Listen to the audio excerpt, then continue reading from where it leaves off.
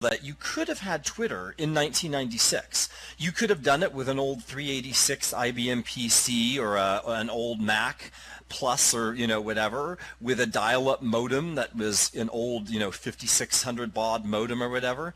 You could have done Twitter in 1996. It doesn't need the kind of broadband, more powerful graphics chip that you need for Second Life.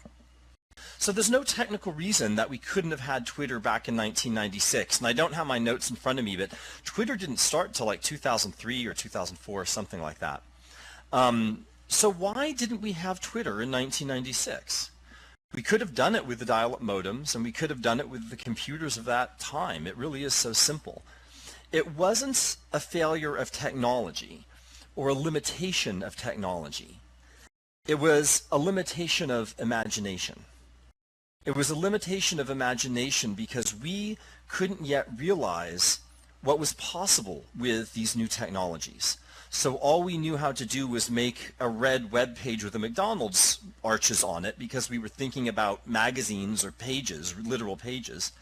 And, if I had thought of Twitter back in 1996, I would be sitting in a giant mansion right now talking to you all, right, in the physical world, but I didn't. None of us did. Because our cultural logics, our cultural backgrounds prevented us from realizing what was possible with the new technology. And virtual worlds in 2011 are like that McDonald's page in 1996, I would argue. That we don't even realize what's possible with these new technologies. And those of us in this room are obviously people that are more at the cutting edge of thinking about that compared to the average person out there in the public. But that's right, Baragon. The online social context, although even back in 1996, you had MUDs, you had people who were interacting with listservs, you did have online communities. So I don't think it was simply about the community, but the way that people thought about community, perhaps.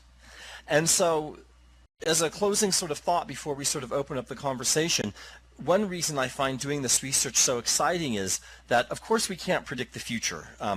We can't research it. We can't research the future.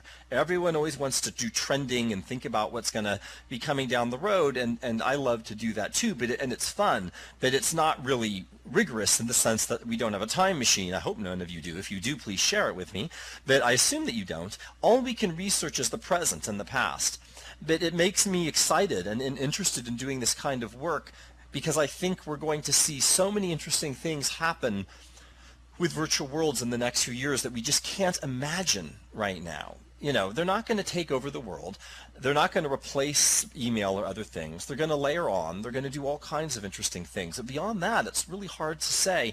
And as a researcher, I'm so excited to try and track that. And